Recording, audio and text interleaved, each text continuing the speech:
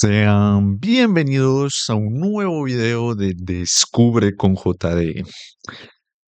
Eh, el día de hoy vamos a dar dos pasitos para atrás. Vamos a devolvernos al nivel cero. Ahora, sé que te estás preguntando, este muchacho eh, lo veo y tenía su serie Inglés con propósito y todo y super guau y como 10 videos y entonces ¿qué pasó? ¿Por qué nos devolvimos al cero? Y, y la razón es que yo soy un pensador, dirían los estudiantes de psicología, ¿verdad? A mí me gusta darle muchas vueltas al mismo asunto. Pues, ¿qué pasa? Pasa que me quedo tanto tiempo pensando que al final no hago nada, porque pues un hombre que solo piensa en pensamientos y eso no es productivo para nada. Pero de entre tanto pensar, me di cuenta de, hey, yo quería enseñar inglés, principalmente porque obviamente me mudé a Estados Unidos un poco forzosamente, como la mayoría de inmigrantes. eh, y dije, bueno, en mi caso yo sé inglés, pero pues mis papás no tanto. Obviamente les cuesta más porque pues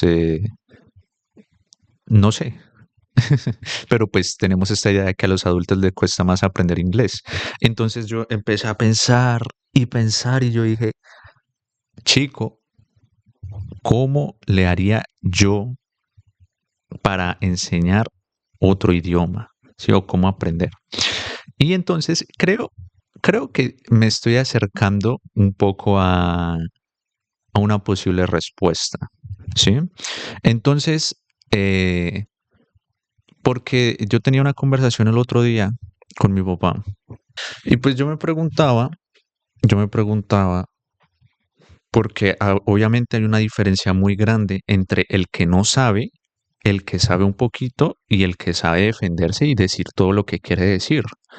¿Sí? Hay como un salto, como una gráfica exponencial, una curva que va hacia arriba, porque uno pasa de no saber nada y uno empieza a saber unas cositas y luego hay como un salto gigante a saberlo todo. Y yo me preguntaba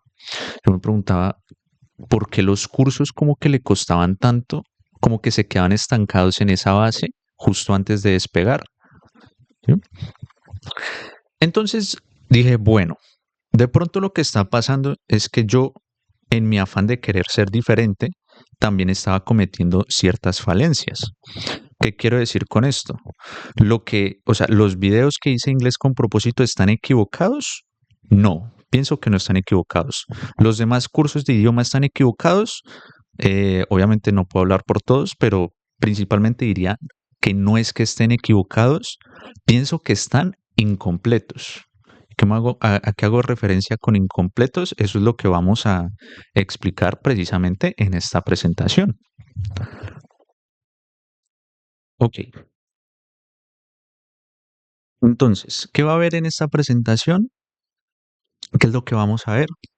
Básicamente, quiero que refresquemos un par de cosas antes de continuar. 5 puntos clave. La imaginación, la trifecta del poder, nuestro método de estudio, la importancia de la interactividad y calidad o cantidad. Bueno, vamos a desmenuzar eso porque pues obviamente esos son solo títulos y no significa nada todavía. Primero, la imaginación. Entonces, acá todos sabemos que es más probable que algo pase si se planea de antemano. Algo que es pues bastante lógico porque, digamos, si yo digo voy a desayunar, luego ir al gimnasio, vuelvo, me arreglo, luego voy y salgo al centro comercial y a comer y bueno, sí, o sea, con tener una idea, hacerse una idea, eso como que pone en marcha la motivación o bueno, la energía, cualquier cantidad de cosas que afecten en que eso se haga realidad. ¿Sí? Entonces, aunque esta habilidad de planeación es diferente dependiendo de lo que intentemos lograr, en el caso del idioma, y esto enfocado a nuestra lengua nativa, lengua materna, en este caso español, tenemos tan desarrollada esta habilidad que no pensamos en las palabras que usamos. Y esto es uno de los mayores puntos clave, ¿no? Una pregunta que me gusta mucho hacerme cuando estoy intentando de explicar el idioma, ¿no? Y es, ¿tú piensas lo que dices o las palabras? Obviamente, uno piensa en pensamientos y uno expresa lo que se le venga a la mente. Uno no necesita ponerse a pensar, esta palabra va aquí, este verbo se conjuga así, y obviamente no hacemos eso. ¿Sí? Pero, pero, que no seamos conscientes del proceso no significa que no lo hagamos. La, predu- la pregunta entonces radica en cómo trasladar ese nivel de un idioma a otro. Y parte de la respuesta es, en mi opinión, el uso de nuestra imaginación barra nuestra mente. Entonces, por el momento, pensé, pues intentemos potenciar esta herramienta. Y acá, pues obviamente hay una nota abajo con sus asteriscos de qué desayunaste hoy. ¿Esto qué significa? ¿Esto qué significa? Esto es lo que estaba diciendo. Si yo te pregunto, si yo te pregunto, ¿qué desayunaste hoy? Tú te pones a pensar en las palabras de huevo se dice egg y leche se dice milk y café se dice coffee. No, si yo te pregunto qué desayunaste hoy, lo más probable es que se te venga una imagen a la cabeza, ¿sí? El olor, el sabor, si estaba frío, caliente, ¿sí? Si te lo comiste rápido. Hay un montón de cosas en juego, ¿sí? Y no somos conscientes del todo porque eso ya está integrado, está arraigado, está muy practicado. Entonces, ahí es donde vamos. Eso es lo que queremos trasladar de un idioma a otro cuando queremos aprender otro idioma. Entonces, acá es donde vamos con estas tres palabras que son fundamentales para aprender todo en la vida. Y es que eso es lo importante. Los lenguajes es una habilidad innata, pero esto es tan poderoso, ¿verdad? Que es una herramienta que sirve para todo. ¿Y por qué digo que sirve para todo? Le damos acá la diapositiva. Como ya dije antes, tenemos esta habilidad ya aprendida, sin embargo, eso no impide que podamos afinarla y potenciarla para poder usarla de mejor forma. Entonces, ¿a qué hacen referencia estas tres palabras? Querer, poder y creer. Y las vamos a enfocar en dos aspectos, el poder de la mente y el funcionamiento del cerebro. ¿Qué es lo que pasa? En pocas palabras, nuestro cerebro es una máquina de resolver problemas. Sin embargo, escogemos qué batallas luchar. ¿Sí? Y esto es un proceso casi siempre de forma activa. ¿Sí? Entonces, ¿qué pasa cuando yo digo no necesito hacer esto?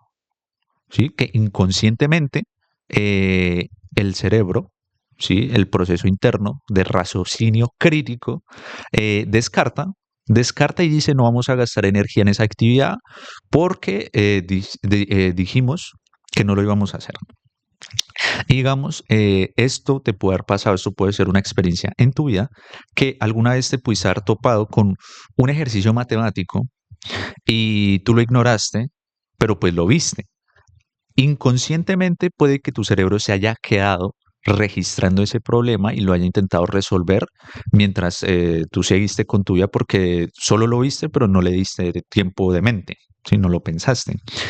Eh, o no solo con ejercicios matemáticos, puede ser un problema directo. Te pueden haber dado una noticia y tú pudiste haber dicho, no quiero pensar en eso, pero tu cerebro sabe que lo tiene que resolver y lo empieza a procesar y empieza a venir con respuestas, con resultados.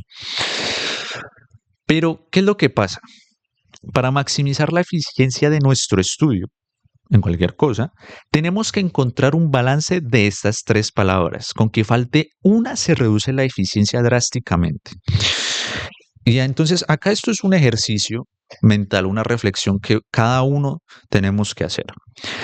¿Qué pasa cuando yo quiero hacer algo, pero no me lo creo? ¿Sí? O sea, no creo que lo pueda hacer, aunque lo pueda hacer. ¿Sí? Obviamente, en este caso, este desbalance causa que el cerebro llegue a esa conclusión de no vamos a gastar energía porque me están diciendo que no lo podemos hacer. ¿Sí? Entonces, tenemos que decir, ¿sí? A nosotros mismos cuando queremos aprender algo o cuando queremos hacer algo, tenemos que quererlo, tenemos que poder hacerlo y tenemos que creer que podemos hacerlo. ¿Sí? Si yo digo, eh, quiero volar, ¿sí? Yo puedo quererlo y yo puedo creerlo, pero no puedo hacerlo, ¿sí? Es imposible. Sin ayuda, ¿no? Obviamente uno puede volar en un avión. Entonces, claro, falta ese poder. Como no puedo hacerlo, mi cerebro lo descarta porque sabe que no lo puede hacer, ¿sí? Entonces, si yo digo, creo que puedo aprender alemán, creo y puedo, pero en este momento no quiero, y si no quiero, pues no lo voy a aprender, porque el cerebro identifica que no lo queremos. Si no lo queremos, pues no gastamos energía haciéndolo, ¿sí? Ahora, en el caso más eh, único en el que la mayoría de hispanos se pueden llegar a encontrar a la hora de querer aprender otro idioma, dicen como, yo quiero, pero no creo, ¿sí?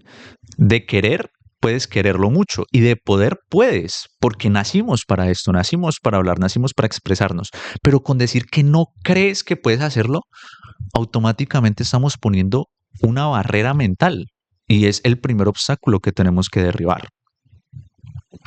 Es, o sea, suena como una tontería o un detalle simple, pero con no creérselo, automáticamente estamos obstaculizando todo el proceso desde antes de iniciar. Estamos saboteándonos sin saberlo. Pero bueno, continuemos con los tres métodos. Acá hago referencia con un método de estudio. Ahora que entendemos cómo dominar nuestra mente, en cierta medida, tenemos que volver a las tres principales áreas del idioma: habla, lectura, escritura. Y tenemos que entender cuál de las tres nos llama más la atención. Y entonces acá es donde entramos, en mi caso particular, en mi experiencia personal. Yo desarrollé gran parte de mi habilidad con la lectura.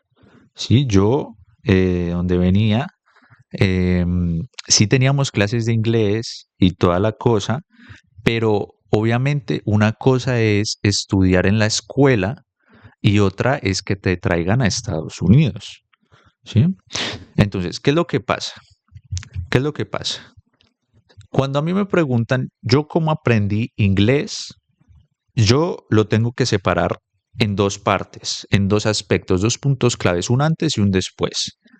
Antes de llegar a Estados Unidos, yo sabía leer, me podía defender leyendo en inglés, sí, entendía palabras y toda la cosa, toda la vaina. Pero, ¿qué pasó cuando llegué yo a Estados Unidos? Resultaba, pasaba y acontecía que sí entendía un poco de lo que decía la gente, pero al momento de hablar, un cero a la izquierda. Me decían que no me entendían, y bueno, la pronunciación horrible. El caso es que yo sobreestimaba mi habilidad para hablar porque pensaba que era igual que mi habilidad para leer, ¿sí?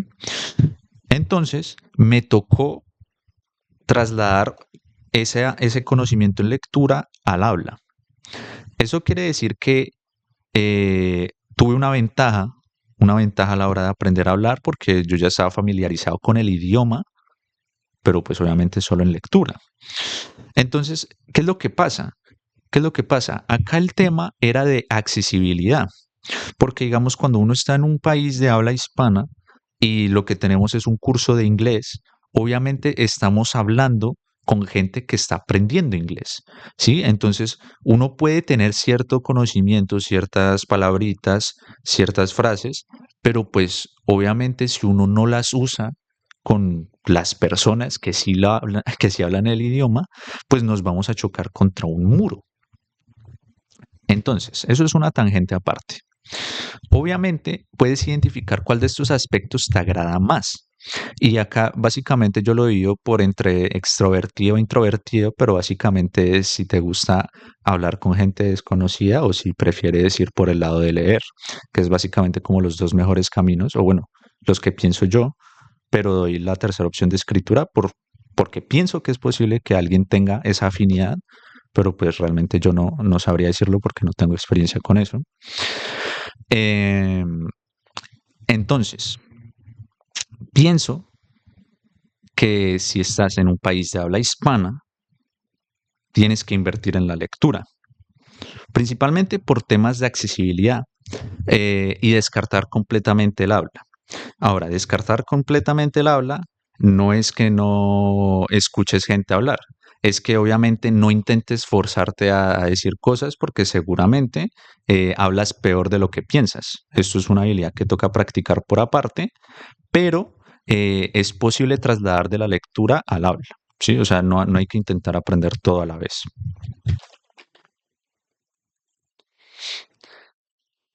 Y acá, obviamente, vuelvo y lo digo, que una vez dominamos esta área, podemos empezar a convertirla. ¿Sí? Básicamente, en vez de intentar aprenderlo todo junto, enfocarnos en una sola área. Eh, y vuelvo y hago la lista, la nota, de que si eres una persona extrovertida y social y sin miedo a hablar, el único obstáculo es encontrar con quién hablar. Y esto conecta con la interactividad. El motivo por el cual la mayoría de los cursos de idiomas, en mi opinión, están incompletos es por la forma en la que implementan la interactividad. Por ejemplo, en el caso de los videos, casi siempre es una conversación unilateral. ¿Sí? Normalmente los videos, especialmente en redes sociales, en YouTube, no te piden que formes un pensamiento o que reacciones. Eh, bueno, del 80%, ¿no? Obviamente habrá gente que supongo que le dará una dinámica más de estilo Dora la Exploradora, de te pone una imagen y te dice que si puedes ver X o Y en la pantalla. Pero pues obviamente es más difícil simular una conversación desde un video, porque obviamente eh, es pregrabado, sino supongo que ahí entra un poco los en vivos, los streams, los directos, pero eso también es un caso aparte porque casi siempre hay una diferencia de poder, ¿no? La persona que está en cámara obviamente tendría que atender a un montón de gente, de espectadores, y obviamente ahí también hay una diferencia, si no es una interactividad ideal, que es a lo que quiero llegar. En el caso de las canciones, es poco realista aprenderse toda la letra, y esto es algo en lo que yo no caía en cuenta, porque casi siempre se suelta el consejo de usar canciones, pero pues yo me ponía a pensar y realmente letras de canciones que yo me sepa, tendría que ser una canción o muy buena o que he escuchado 1000 veces. Y obviamente cuando uno suelta el consejo de aprende inglés escuchando, o bueno, aprende idiomas escuchando canciones, casi siempre es un consejo incompleto, poco realista, porque pues obviamente no me aprendo la letra de, no sé, de una canción X, no me voy a aprender la letra de una canción en inglés. Y no porque no quiera o porque no pueda, es porque simplemente no lo hacemos, o bueno, dependiendo de la persona, casi nunca lo hacemos. Y en el caso de los libros, es muy difícil hacerse una idea mental con solo palabras. ¿Qué hago referencia con esto? Eh, obviamente, obviamente si es un bloque de texto, ¿verdad? 200 páginas y es solo fondo blanco con letra, es muy difícil aprender con eso. Es muy difícil aprender con eso porque eh, sería como demasiado difícil en la curva de dificultad. Porque si tú te pones a leer un libro en español necesitas cierto nivel de conocimiento externo para poder visualizar lo que estás viendo, porque eh, sin importar qué, y dependiendo del autor, nosotros, aunque sepamos español, obviamente hay palabras que uno no conoce. Y si me pongo a leer, obviamente tengo que ponerme a pensar en qué es lo que está diciendo el autor, acordarme de los personajes. O sea, es un proceso complejo que a veces desmeritamos y también es un consejo incompleto solo decir lea. ¿Sí? Y en el caso de interacción en vivo, si es en línea, está limitada y si es en físico, está confinada a un aula.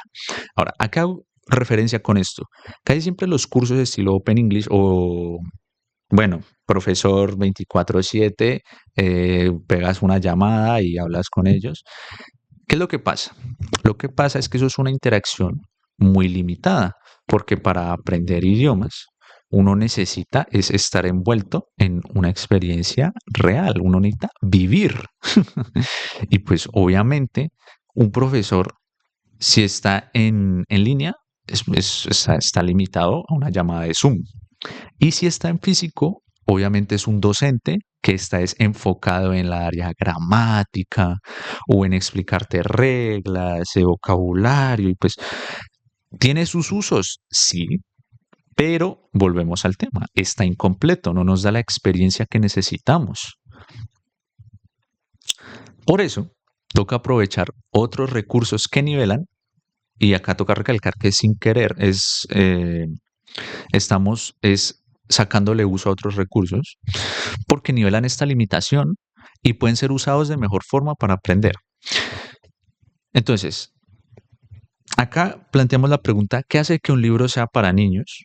Porque normalmente decimos, bueno, los cuentos estos, que son para jóvenes, para bebés, decimos, pues es que tiene vocabulario sencillo, es para niños porque es algo simple. Pero más allá de eso, casi siempre hay ilustraciones. Porque claro, el niño si ve un montón de palabras, pues ¿cómo se supone cómo se supone que lo entienda? ¿Cómo se supone que se lo imagine si no sabe leer? Entonces, claro, le ponen dibujitos. Tiene sentido porque tú ves los dibujos y tú dices, ah, bueno, esta palabra, cada vez que sale esta palabra, ponen el dibujo de esta persona, o sale el dibujo de esta parte de la casa, o sale el dibujo de un bosque. Entonces, claro, uno empieza a hacer conexiones de qué hacen las palabras con las ilustraciones, uno empieza a conectar. Y sé que suena como si fuera a decir que toca leer como si fuéramos niños, pero no es necesario porque hay un montón de medios. Hay cómics, mangas, novelas gráficas y obviamente volvemos a lo que yo ya he hablado en este canal, que pues los videojuegos también se pueden usar para esto. Y esto se puede hacer tanto en físico como digital, obviamente, como quede más cómodo para uno. Entonces, acá, por último, tenemos que afinar entre calidad o cantidad. ¿Cuál es el éxito de los métodos tradicionales? La repetición, porque a punta de repetición uno memoriza a fuerza, pero ¿para qué hacer eso cuando podemos hacer el proceso menos tedioso? Tenemos que enfocarnos en que el idioma no es una ciencia y creo que te quedes con esta idea de que nacimos para esto. O sea, si tú realmente quieres aprender otro idioma, tienes que entender que puedes, porque ya estás hablando un idioma, y de que tienes que creer que lo puedes hacer, porque, o sea, el idioma se creó para nosotros, para los seres humanos. Y obviamente esto no quiere decir que no vaya a tomar tiempo ni esfuerzo. Toca recordar que aún así tomará tiempo, pero es mejor aprender bien y sin estrés que forzar una comunicación improvisada. Ahora, esto es solo el comienzo. Esto va a ser una miniserie de El Nivel Cero. Y si quieres saber más, va a haber un link en la descripción. Voy a ver si lo voy a poner, si me lo deja poner. Y es básicamente yo he escrito un libro. Sí, no es nada del otro mundo, es básicamente estos pensamientos que he estado desarrollando. Y básicamente es para incrementar, bueno, para crear este método definitivo de aprendizaje de idiomas, que más allá de aprender idiomas, esto es para aprender todo en la vida. Hay cosas, esto se puede usar para memorización o para aprender otros temas o incluso para otras cosas más del estado mental, ¿verdad? Se puede usar como motivación, entre otras cosas. Hay un sinfín de usos para esto, se puede usar para todo, pero yo lo quiero enfocar para aprender idiomas. Eso es todo por el día de hoy. Seguramente haya un par. Bueno, el futuro de esto, sí, o sea, lo que viene después de esto es enfocarlo hacia un caso del mundo real, porque pues obviamente si yo te digo todo esto, tú vas a decir, bueno, y me explican esto y lo otro, pero ¿cómo se usa? Allá es a donde vamos. A una vez tenemos entendido los fundamentos, ahora sí podemos ir y aprender de forma más rápida, de forma más eficiente y de forma menos tediosa.